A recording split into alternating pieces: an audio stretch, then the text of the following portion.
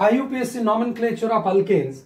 To provide names to the alkanes, we have to just take the reference of our basic rules of IUPAC nomenclature, which we have discussed in our previous video.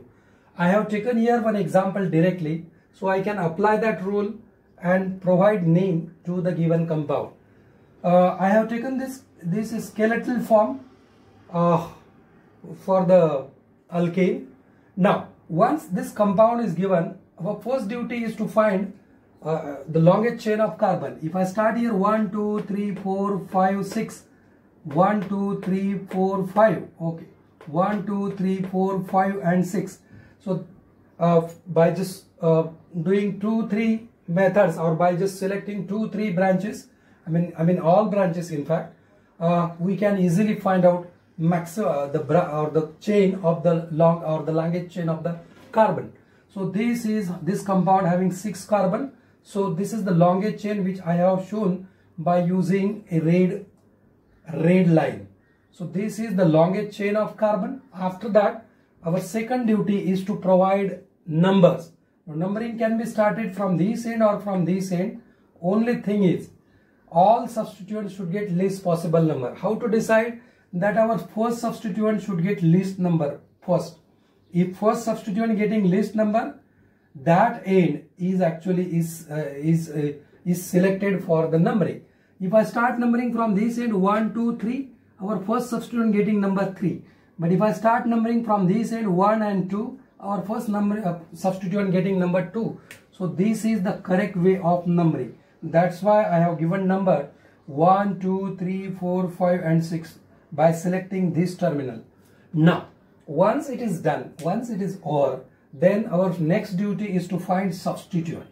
So as I go from this end toward this end, I can easily find out there is a methyl group present at second carbon and third carbon. So I wrote here 2 methyl, 3 methyl. And if I join them together, that will be 2, 3. And I use here prefix di for 2 methyl groups, dimethyl. So you have to do that. And as we move ahead, at fourth carbon, there is a substituent. This is ethyl. So that is 4-ethyl. Now, you can join them together. So alphabetically, E will come first and then M, ignoring this prefix. So that's why 4-ethyl 2,3-dimethyl will become the combined form of all substituents. So once it is done, you find out the name of parent alkane. That is so easy. Find out how many carbons are there in the selected chain. In this compound, there are 6 carbon. So 6 carbon means hexane. Now this is your prefix, this is your prefix, and this is your parent. So you have to join prefix to the name of parent. So this is prefix and this is the name of parent. So that becomes 4-ethyl 2,3-dimethyl hexane. It is the name of this compound. In this way you can provide names to the alkane. Now we'll discuss IUPAC nomenclature of cycloalkane. You can see here I am using the word or prefix actually cyclo before alkane. That means these are cyclic compound. Now you can see here in different examples. So what is changed? Actually all rules are similar as mentioned in my previous video in basic rules. Only thing is, before the name of parent alkane you have to use word cyclo, because these are the cyclic compounds. Now see, there is no need of selection of longest chain unless and until there is a long chain of carbon attached to the cycloalkane, because our parent is this one. This cycle is our parent. Here in this cycle there are 6 carbon attached, so the cyclohexane is the parent. So you need not to select. Actually it is automatically selected. I am discussing first example. Now you have to just find which group is attached there, which substituent is present. If one substituent is there, you need not to show its local number, its location. It is always 1, because numbering is started from here. So this is always 1. So the name of this compound is methyl. So this substituent is methyl. And find out how many carbons are there in this cycle. So there are 1, 2, 3, 4, 5 and 6. So because of this, parent alkane is hexane. But since this is cyclic, I use prefix cyclo. So this becomes cyclohexane. So the name of this compound is methyl cyclohexane. Now, if there are two substituents present, one is C2H5, you know, ethyl, C2H5, and another is methyl. Now, there is a problem then, where to start numbers. So, if you start numbering from methyl group, that will be 1 and 2 ethyl. But this is wrong, because alphabetically E will come first. So numbering is started from the substituent which is alphabetically coming first. So this is 1. And again, if you start numbering from this direction, from clockwise direction, so this will provide a large number to this methyl group. So this is again wrong. So again, I am using second rule. All substituents should get least possible number. You can go clockwise or counterclockwise. That doesn't matter. Only thing is all substituents should get least possible number. So because of that, I have given number 1 to this carbon where ethyl group is attached, and I prefer this direction, counterclockwise direction. And if I go that way, our methyl group, this methyl group is getting number 2. So this is correct way of numbering in this compound.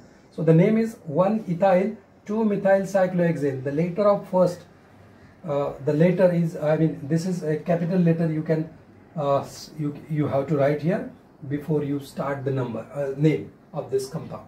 Now I'm moving toward this compound. This is again when in skeletal form it is given, but don't bother. So you just count number of carbons 1, 2 and 3, and you know this is 3 means CS3 so, and 3 carbons. So this is isopropyl. So this is again isopropyl. There are 2 isopropyls. So I start numbering from isopropyl where the isopropyl group is attached, 1, 2, 3 and 4. If I prefer this way, all substituent getting least number. But if I prefer this way, all substituent getting larger number. That is not correct. So this is not correct. This is the correct way of numbering. So 1, 2, 3. At one position there is isopropyl group. Another isopropyl group is present at 4th position. So I wrote here 1, 4. And I use di prefix, di-isopropyl. And 3rd position there is a methyl group, 3 methyl. And since there are 6 carbon present in this ring, so this becomes cyclohexane as a parent. So the name of this compound is 1,4-diisopropyl 3-methyl cyclohexane. Now you watch this compound very carefully, because see here, a large chain is attached to a smaller ring. Then what to do? If this is the case, you can see here there are just 4 carbon present in this ring, but to this in this chain 1, 2, 3, 4, 5, 6 carbon present. Now you have to consider these as a parent, larger ring, larger chain, larger group as a parent, and smaller ring in this case as a substituent.